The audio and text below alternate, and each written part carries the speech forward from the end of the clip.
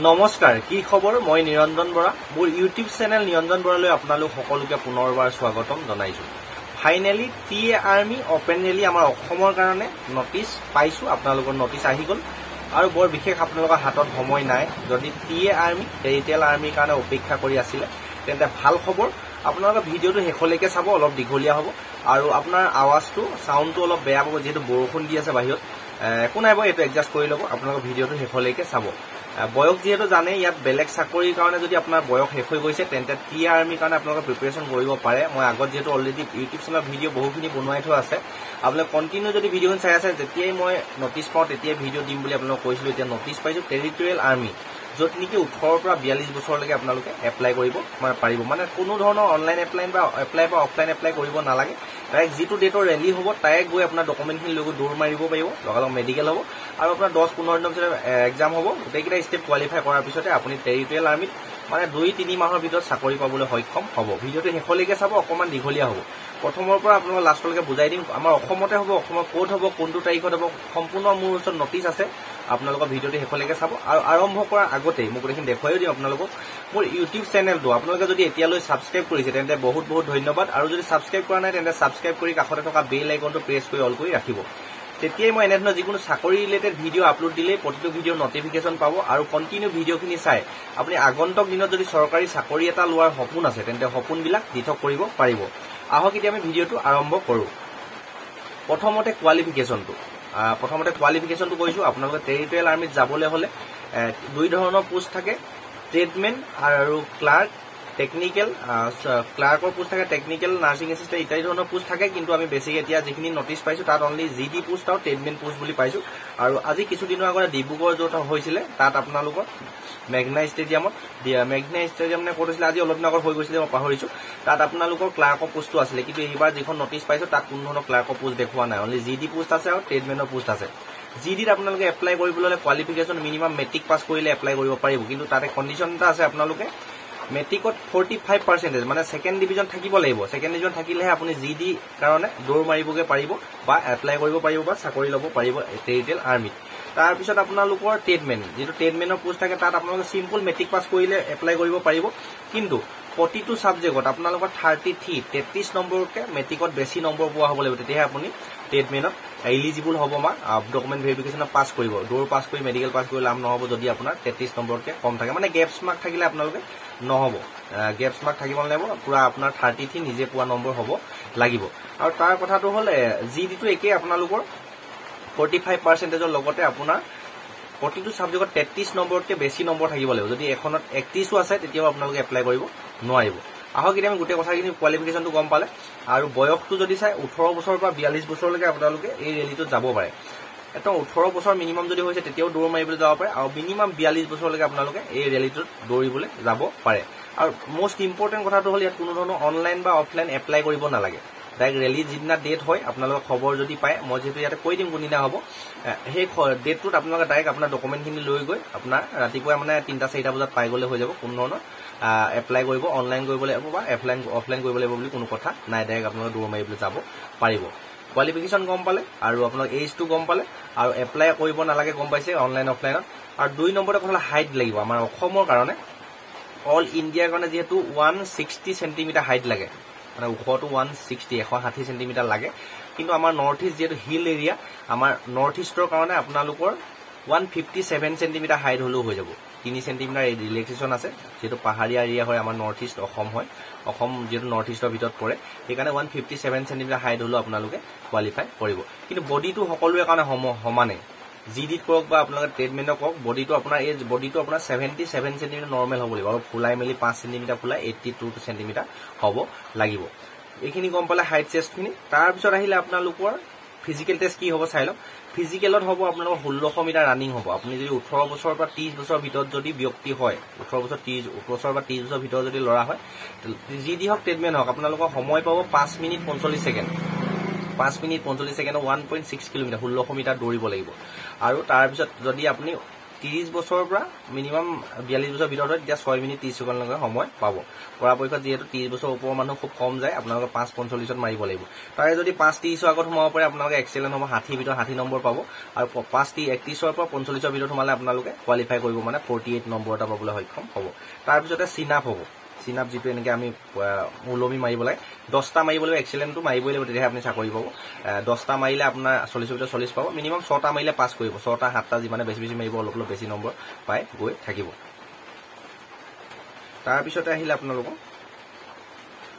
তাৰপিছতে আপোনালোকৰ আহিলে ফিজিকেল টেষ্টটো কৈ দিলোঁ তাৰপিছত লং জাম্প এটা হ'ব লং জাম্প যিহেতু 9 ফুট মান গাঁত এটা খান্দি থোৱা থাকিব বৰ বেছি টান নহয় 9 ফুট মানে দীঘল আৰু 9 ফুটটো আপোনালোকে আইডিয়া কৰি লওক বেছি কম নহয় 9 ফুট আপোনালোক গাঁত এটা খান্দি থোৱা থাকিব সেই গাঁতটো জাষ্ট জাপ মাৰি পাৰ হ'লেই হ'ল তাৰ কোনো ধৰণৰ নম্বৰ নাথাকে আৰু প্ৰায় 20 ফুট মান দীঘল 15-20 ফুট মান দীঘল এনেকৈ বেকা বেকিকৈ লোহাৰে হওক বা কাঠেৰে হওক ৰাস্তা এটা বনাই থোৱা থাকিব সেই ৰাস্তাটো আপোনালোকে খোজকাঢ়ি পাৰ হৈ যাব লাগিব তাতো কোনো ধৰণৰ নম্বৰ নাথাকে মানে বেলেঞ্চটো চাই আমাৰ মানুহবিলাকৰ যেহেতু চাকৰি কৰিবলৈ হ'লে আপোনাৰ বেলেঞ্চিঙো লাগিব সেই বেলেঞ্চটো চাই সেইটোৱে আৰু লং জাম্পটো আৰু জিগজাগ বেলেঞ্চটো পাছ কৰিলে হ'ল তাৰ কোনো ধৰণৰ নাম্বাৰ নাথাকে তাৰপিছতে আহিলে আপোনালোকৰ কি থাকি গৈছে এটা কোড হ'ব কি কথা এইখিনি কৈ দিম আপোনালোকৰ আৰু ডকুমেণ্টখিনি মোষ্ট ইম্পৰ্টেণ্ট ডকুমেণ্ট আপোনালোকৰ মেট্ৰিকৰ যদি মেট্ৰিক পাছ কৰিছে এডমিটটো থাকিলে বাৰ্থ চাৰ্টিফিকেট আপোনালোকৰ নহ'লেও হৈ যাব লাগে কিন্তু পৰাপক্ষত আপোনাৰ মোষ্ট এখন ইম্পৰ্টেণ্ট ডকুমেণ্ট আছে যোনখন নেকি আপোনাৰ বাৰ্থ চাৰ্টিফিকেট অফলাইনৰ কপি নহয় আপুনি অনলাইনৰ কপি লৈ যাব যদি আপোনালোকৰ বেছি বয়স হৈ গৈছে বহুত দিন পুৰণাতে মেট্ৰিক যদি দিয়া হয় পৰাপক্ষত মেট্ৰিকত যিহেতু আপোনালোকৰ তাতে হেৰিটো থাকেই আপোনালোকৰ ডেট অফ বাৰ্থটো মেট্ৰিকৰ এডমিট পেজ কাম চলি যাব লাগে কিন্তু আগন্তুক দিনত আমি যিহেতু ৰেলীলৈ যাম সেইকাৰণে আপোনাৰ বাৰ্থ চাৰ্টিফিকেটখনো লৈ যাব আপোনালোকৰ হয়তো যাতে গৈ এনেই ঘূৰি আহিবলগীয়া নহয় বাৰ্থ চাৰ্টিফিকেট অনলাইন এখন লৈ যাব কিন্তু অফলাইন এখন নহ'ব আৰু পুলিচ ভেৰিফিকেশ্যন লৈ যাব যদি আছে গাঁওবুঢ়াৰ ওচৰৰ পৰা নিলেও হৈ যাব তাৰপৰা মেট্ৰিকৰ চাৰ্টিফিকেট মাৰ্কশ্বিট এইখিনি লৈ যাব তাৰপিছত কেৰেক্টাৰ চাৰ্টিফিকেট আপোনাৰ পুলিচ কেৰেক্টাৰ চাৰ্টিফিকেটখন নিলেই হৈ যাব ফটো লৈ যাব 10 কপিমান তাৰপিছত সেইখিনি আৰু ডকুমেণ্ট আৰু বেলেগ বেছি ডকুমেণ্ট নাই মেট্ৰিক পাছৰ ডকুমেণ্টকেইটা আধাৰ কাৰ্ডকেইটা লৈ যাব আধাৰ কাৰ্ড লৈ যাব ফটো লৈ যাব আৰু আপোনাৰ বাৰ্থ চাৰ্টিফিকেট লৈ যাব যদি মেট্ৰিকৰ এডমিট চাৰ্টিফিকেট আপোনাৰ ডেট অফ বাৰ্থটো উল্লেখ নাই আৰু যদি পাৰোঁ মই নেক্সট আপোনাৰ ডকুমেণ্টৰ ওপৰত ভিডিঅ' যদি লাগে তেতিয়া নেক্সট এটা অকল ডকুমেণ্টৰ ওপৰত এটা ভিডিঅ' বনাই দিম আপোনালোকে কমেণ্ট কৰিলে হ'ল এতিয়া আপোনালোকক গোটেই কথাখিনি জনালোঁ এতিয়া ক'ত হ'ব ৰেলীটো কেতিয়া হ'ব আমাৰ অসমত যিহেতু হ'ব মই এতিয়া নটিছখন ইয়াতে আপোনালোকক যিমানটো পাৰোঁ দেখুৱাই দিম আপোনালোকৰ প্ৰথমতে আপোনালোকৰ পোষ্ট কিমান আহিছে এইটো কৈ লৈছোঁ শোল্ডাৰ জেনেৰেল ডিউটিৰ কাৰণে এতিয়া যিটো ৰেলী অনুষ্ঠিত হ'ব বেছি কিন্তু হাতত সময় নাই যদি সেইখন নটিছে ৰিয়েল হ'ব লাগে হয় 100% 67টাহে আপোনালোকৰ জেনেৰেল ডিউটিৰ কাৰণে পোষ্ট আছে 67টা পোষ্ট আছে তাৰ শোল্ডাৰ চিফ কমিউনিটিৰ কাৰণে অনলি 2টা পোষ্ট আছে জেনেৰেল ডিউটি 67টা চিফ কমিউনিটি আপোনাৰ শোল্ডাৰ ট্ৰেডমেন মানে তাত 2টা আছে তাৰপৰা আৰু শোল্ডাৰ হেয়াৰ ড্ৰেছাৰ এটা পোষ্ট আছে অনলি ট্ৰেডমেনৰ 3টা পোষ্ট আছে আৰু জেনেৰেল ডিউটিত 67টা পোষ্ট আছে আৰু ইয়াত কোনে কোনে যাব পাৰিব মই সেইটো কৈ দিছোঁ আপোনালোকক এই ৰেলীটো আপোনালোক কণ্ডাক্ট কৰিছে 156 infantry battalion territorial army home and health Assam in conducting of recruitment rally at Tamenglong tentative in the first week CF June 2025 Manipur the tentative plan the recruitment of various district as under মানে আপোনালোকৰ আমাৰ north ইষ্টৰ সকলো অসম বুলিয়ে নহয় north ইষ্টৰ সকলো ডিষ্ট্ৰিক্টে যাব পাৰিব ইয়াৰ এই ৰেলীকেইটাত এইটো মানে টেণ্ডাৰ ৰেলী হয় বৰ্তমানলৈকে নটিছখন পাব্লিছ হোৱা নাই মই পাইছোঁ আপোনালোক লগালগ জনাই দিছোঁ আৰু আপোনালোকৰ ইয়াৰ যদি চাই ৰিক্ৰুইটমেণ্ট ৰেলীটো হ'ব 151 বেটেলিয়ন টেৰিটৰিয়েল আৰ্মি ধৰ কণ্ডাক্ট ফ্ৰম দ্য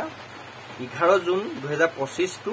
15 জুন 2025 মানে 11 জুনৰ পৰা অনুষ্ঠিত হ'ব বুলি কৈছে 11 জুনৰ পৰা 25 জুনৰ ভিতৰত আপোনালোকৰ এই ৰেলীটো অনুষ্ঠিত হ'ব আৰু ৰেলীটো ক'ত অনুষ্ঠিত হ'ব আপোনাক সেইটো কৈ দিছোঁ মই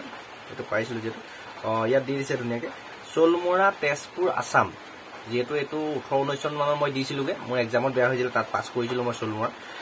তাতে অনুষ্ঠিত হ'ব বুলি কৈছে লোকেশ্যনটো হৈছে চলমৰা তেজপুৰ আছাম চলমৰাত যিটো মিলিটাৰী কেম্প আছে তাত অনুষ্ঠিত হ'ব তাত আপোনালোকৰ যাব পাৰিব কোন কোন যাব পাৰিব ছিকিম এণ্ড আন্দামান নিকোবৰৰ কাৰণে আপোনালোকৰ ডেটটো দিছে অল 5 ষ্টেট আপোনালোকৰ 11 জুন দিছে তাৰপৰা চেণ্ট্ৰেল নৰ্থ আছামৰ কাৰণে দিছে আপোনালোকৰ 12 জুন 2025 আৰু 13 জুনত অপাৰ আছামত আমাৰ অসমৰখিনি ভালদৰে শুনি লওক 12 জুনত দিছে আপোনাৰ চেণ্ট্ৰেল আৰু নৰ্থ আছাম মানে কাৰ্বি আংলং চেণ্ট্ৰেল আছাম এইখিনি ডিব্ৰুগড় ধেমাজি চৰাইদেউ গোটেইখিনি দিছে আৰু আপোনাৰ 13 জুনত আপাৰ আছামৰ দিছে ইয়াতে মই দেখাই দিম আপোনালোকে এখন স্ক্ৰীনশ্বট মাৰি নিজে পঢ়ি লওক কোনটো ক'ত আছে তাৰপৰা 14 জুন তাৰিখে আছে বড়োলেণ্ড আসাম বড়োলেণ্ডৰখিনি আপোনাৰ 14 জুনত দিছে আৰু অৰুণাচল প্ৰদেশৰ কাৰণে 15 জুনত দিছে মানে যেটো শৰ্টকে পাইছো মই গোটেইখিনি কথা ভালদৰে জনাব পৰা নাই আৰু এটা কথা এইখিনি মই শৰ্ট ফৰ্মকে আপোনাক জনাই দিলো যে কেতিয়া হ'ব ৰেলীটো আপোনালোকৰ অনুষ্ঠিত হ'ব আকৌ এবাৰ চাই দিছো ভালকে ধৰিবলৈ অলপ প্ৰব্লেম হবে 11 জুন 2025 পৰা 25 জুনৰ ভিতৰত আপোনালোকৰ ৰেলীটো অনুষ্ঠিত হ'ব যেহেতু এটো কোনো ধৰণৰ অফিচিয়েলি নটিফিকেশন নাহে সেইবাবে আপোনালোকৰ তেজপুৰৰ যদি ওচৰে পাজৰে কোনোবা কেণ্ডিডেটে মোৰ সাবস্ক্ৰাইবাৰ আছে কমেন্ট কৰিব তাত আপোনালোকৰ ৰেলী 11 জুনত হলে আপোনাৰ 1 জুন মানত আপোনালোকৰ তাত নটিচ মাৰি দিব 3-4 দিনৰ আগতো মাৰিব পাৰে বা এসপ্তাহৰ আগতো মাৰিব পাৰে আপোনালোক খবৰ লৈ থাকিব কেম্পৰ ওচৰলৈ গৈ আৰু যদি কোনোবা ওচৰে পাজৰে কেণ্ডিডেট আছে হয় নহয় ৰেলীটো সম্পূৰ্ণ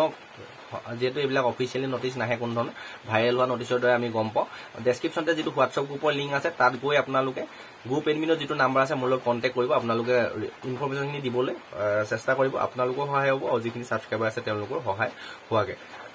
11 জুনৰ পৰা 25 জুনৰ ভিতৰত অনুষ্ঠিত হ'ব বুলি বৰ্তমান নটিচ বিলাক পাবলিশ হৈ আছে আপোনালোকক তাকে জনাইছো ভালদৰে প্ৰিপাৰেচন কৰক ৰানিংটো বহুত হাৰ্ড হয় তাৰ পিছত মেডিকেল লগালক হ'ব তাৰ পিছত 10-15 দিনৰ পিছত এক্সাম হৈ আপোনালোকে 2-3 মাহ পিছত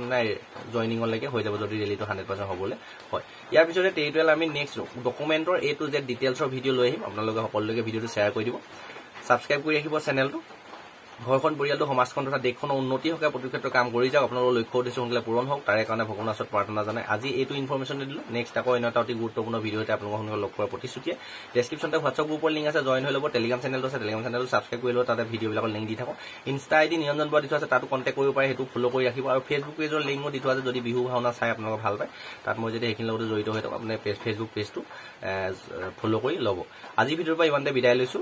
নেক্সট আকৌ অন্যটা অতি গুৰুত্বপূৰ্ণ ভিডিও হেতে আপোনালোকক লগ কৰাৰ প্ৰতিশ্ৰুতিয়ে ধন্যবাদ